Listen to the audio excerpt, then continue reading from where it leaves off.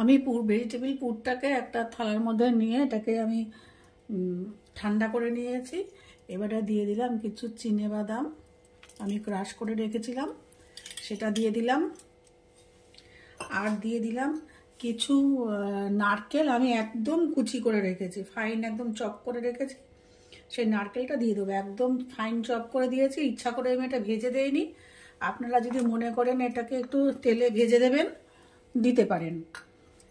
আমার একটুখানি কাঁচাটা দিলে ভালো লাগে, সেই জন্য আমি ফাইন চপ করে একদম কুচি করে একটু নারকেল দিয়ে দিলাম। এবার এটাকে আমি পুরোটা মেখে নেব, একদম মেখে সবটার সঙ্গে একসঙ্গে মিশিয়ে নেব।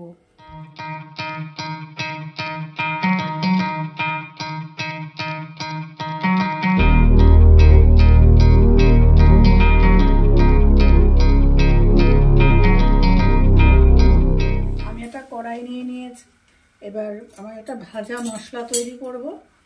ভাজা মশলার জন্য আমি প্রথমে এখানে দেব হচ্ছে আস্ত ধনে,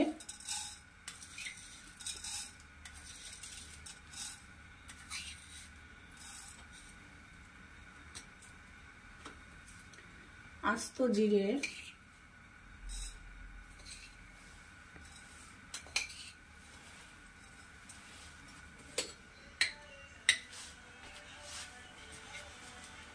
এক চামচ মৌরি, এই যে এক চামচ মৌরি,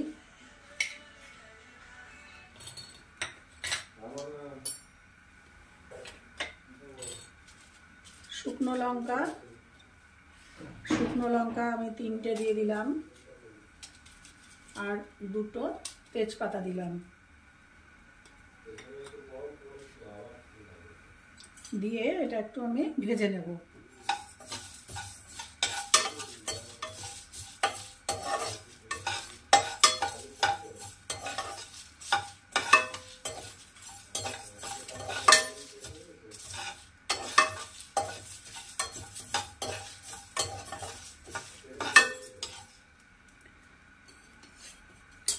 এবারে দিয়ে দেবো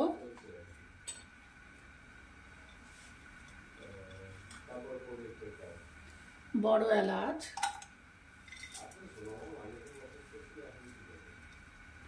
আর ছোট এলাচ,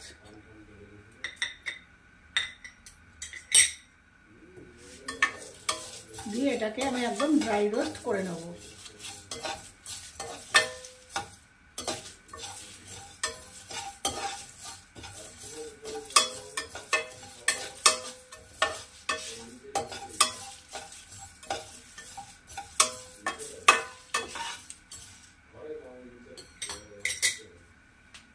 এটা ভাজা হয়ে গেছে, ড্রাই রোস্ট হয়ে গেছে। এবার এটাকে আমি ঠান্ডা করব, ঠান্ডা করে নিয়ে আমি এটাকে গুঁড়ো করে নেব মিক্সি জারে। আমি কড়াই নিয়ে নিয়েছি, দিয়ে দিচ্ছি 2-3 চামচ, বড় চামচ একটু রিফাইন্ড অয়েল। তেল গরম হয়ে গেছে, এরপর আমি দিয়ে দিচ্ছি আদা কুচি, আদা আর একটুখানি একটা কাঁচা লঙ্কা আমি কুচি করে নিয়েছিলাম।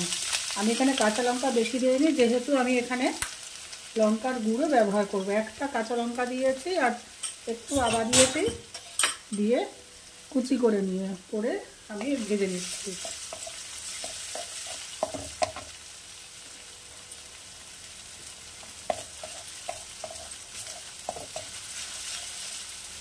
এবার এর মধ্যে দিয়ে দেব একদম ফাইন চপ করে রেখেছি আমি বিট আর গাজর, দিয়ে দেবো প্রথমে বিটটা,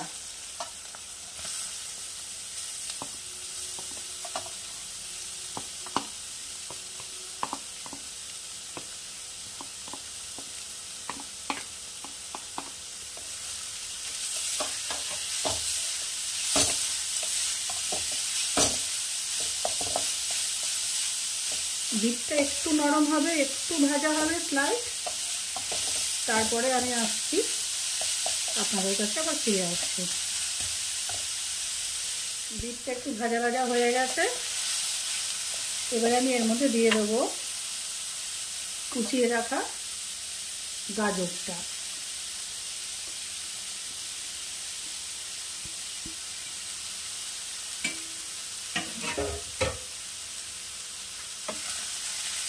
এই দুটো খুব ভালো করে একটু ভাজা ভাজা করব।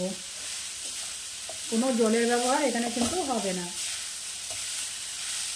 গ্যাসের আঁচ একদম কমিয়ে দিয়ে লো ফ্লেমে এটাকে আমি ভাজা ভাজা করে নেব। মিনিট খানেক ভাজা ভাজা করার পর আমি এখানে দিয়ে দেব পরিমাণ মতো স্বাদ অনুযায়ী একটু লবণ।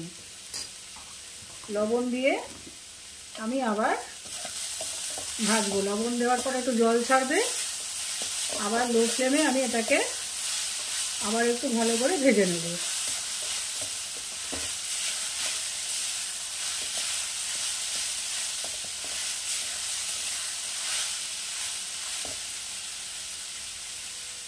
এবারে আমি এর মধ্যে দিয়ে দেব শুকনো লঙ্কার গুঁড়ো, দিয়ে আবার নাড়াচাড়া করে নেব।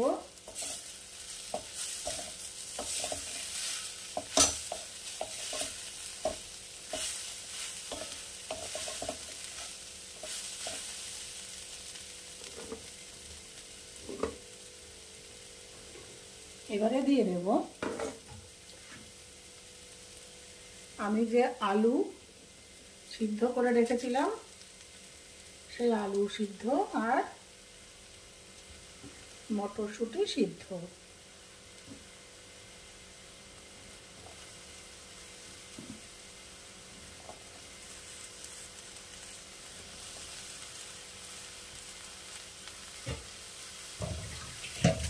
ব্যাস, গ্যাসের আঁচ কিন্তু আমি কমাইনি, এই মিডিয়াম টু লোতেই রেখেছি।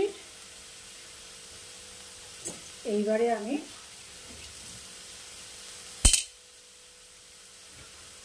এই আলু আর মটরশুঁটিটাকে একসাথে এরকম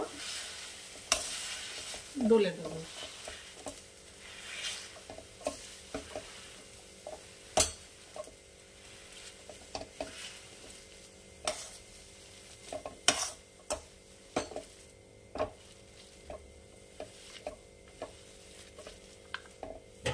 ব্যাস, এইভাবে আমি পুরোটা ভালো করে ডলে দেব। আমি একটা প্যান নিয়েছি, নিয়ে এবার এটাকে ড্রাই রোস্ট করে নেব একটু ছোলার মানে চানার। আমি এটাকে একটু ড্রাই রোস্ট করে নেব, করে ঠান্ডা করে রাখবো।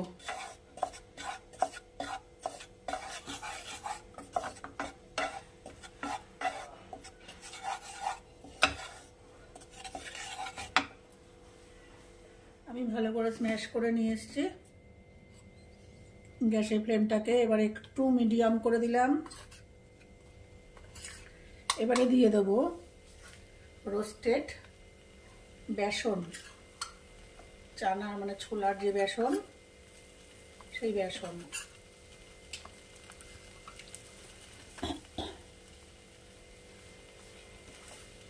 এটাকে ভালো করে মিশিয়ে নেব এর সাথে।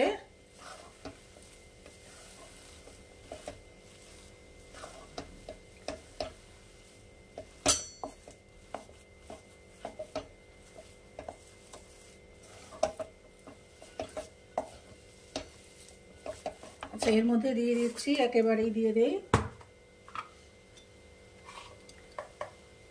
যে ভাজা মশলাটা করেছিলাম, দিয়ে দিলাম 1.5 চামচ ভাজা মশলা, একসাথে মিশিয়ে দিলাম।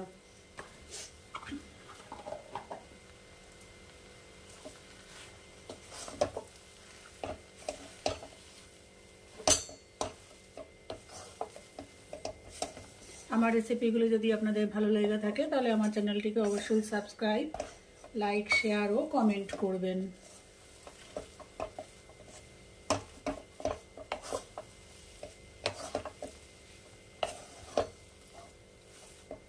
হয়ে গেছে, এবারে আমি এটাকে ঠান্ডা হতে দেবো। ঠান্ডা হতে দিয়ে পরের প্রসেসে আমি যাচ্ছি, ফিরে আসছি।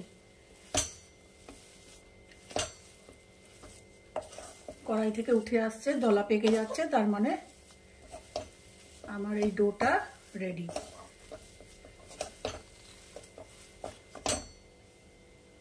নামানোর আগে দিয়ে দেব সামান্য চিনি।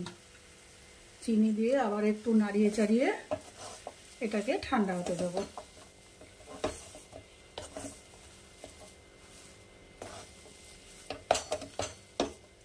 আপনারা লবণ ঝালটা এই পর্যায়ে দেখে নেবেন, দেখে এখনই মিশিয়ে দেবেন, এরপরে মিশালে কিন্তু চলবে না।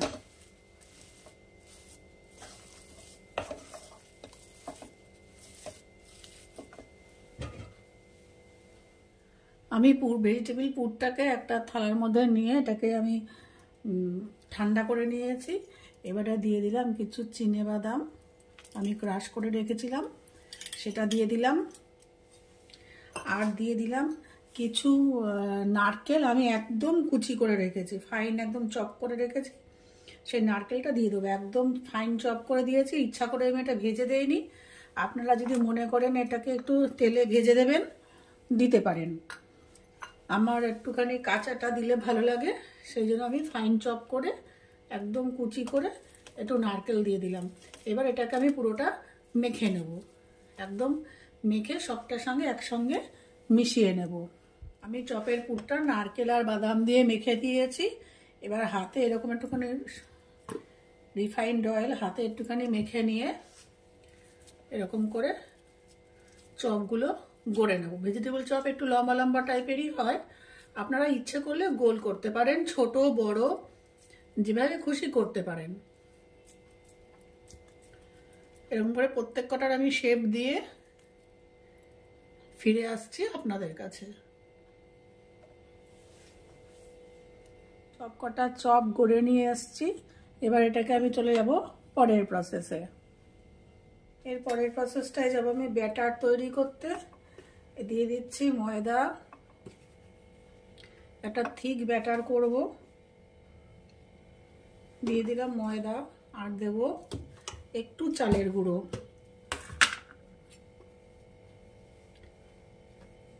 দিলাম 2 চামচ মতো চালের গুঁড়ো।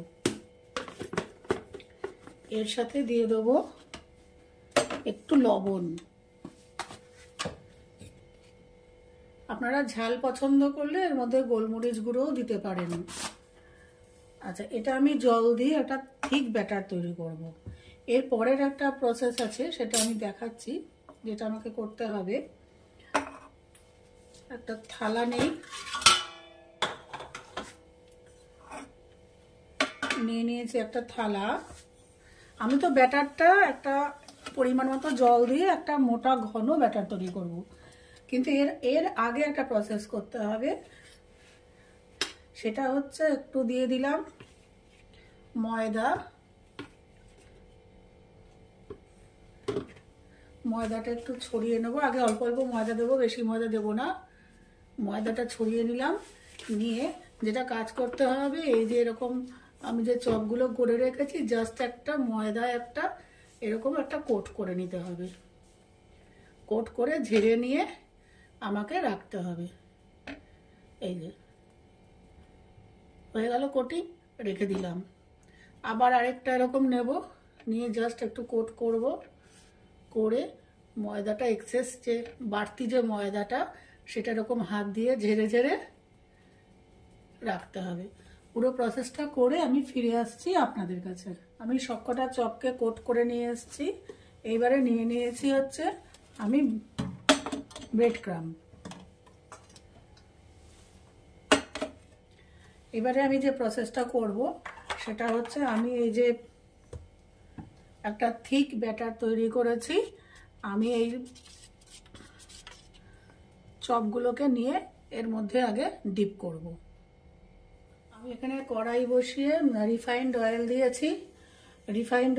দিয়েছি, এবারে আমার যে কাজটা করব, আমি ছোট জায়গার জন্য মানে সরাসরি বসিয়ে দেখাতে পারছি না।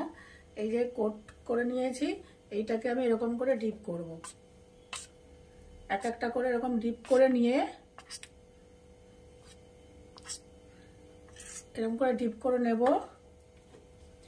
নিয়ে এই যে ব্রেড ক্রাম্ব এর মধ্যে করে নেব, এরকম করে ভালো করে কোট করে নেব। আপনারা যদি একটু মোটা খেতে চান, থিকনেস, তাহলে আবার এটাকে ময়দার যে ব্যাটারটা বানিয়েছি সেই ব্যাটারে ডুবিয়ে আবার এই সেম প্রসেস আমি রিপিট করব। আবার ব্রেড ক্রাম্পে কোট করে নেব। তাহলে উপরের যে বেসটা সেটা একটু কড়া হয়, একটু মোটা হয়। আপনাদের ইচ্ছা মতন আপনারা করতে পারেন। এইভাবে আমি ভাজবো। তেল গরম হয়ে গেছে, আমি এই যে চপগুলো এভাবে গড়ে নিয়েছি। এবারে একদম গ্যাসের ফ্লেম একদম লো করে দেবো প্রথমে। যদি হাই করে দিই তাহলে উপরের বেসটা পুড়ে যাবে। এবার হালকা আছে এটাকে আমি ভেজে তুলে নেব। আমার রেসিপিগুলো যদি আপনাদের ভালো লেগে থাকে তাহলে আমার চ্যানেলটিকে অবশ্যই লাইক, শেয়ার, সাবস্ক্রাইব, কমেন্ট করবেন।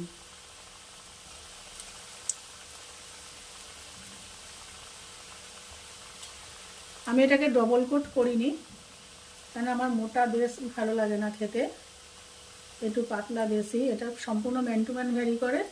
আপনারা যদি চপের একটু মোটা বেস পছন্দ করেন আপনারা অবশ্যই ডবল কোট করে নেবেন।